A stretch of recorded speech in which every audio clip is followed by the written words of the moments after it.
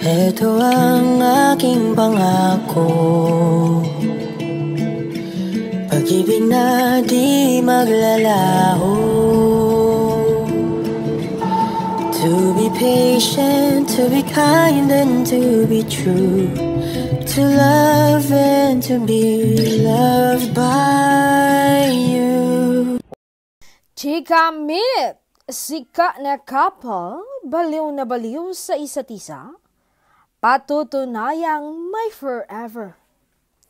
Humahataw na ang dalawa sa kanilang love life. Kitang-kita sa mga recent events nilang dalawa. How in love they are now. At dahil sa post ng aktor ng kanyang kaarawan, ay halatang in a relationship na sila. Their fans were very welcoming sa kanilang pag-iibigan. Kilig na kilig sila sa rekindled love between their idols. Iba talaga ang real love. Super happy sila together. Kitang-kita naman ang mga ebidensya sa dami ng nagsilabasa na picture. Kulang na lang ay aminin nila. I'm so happy for this couple. Stay strong and in love always.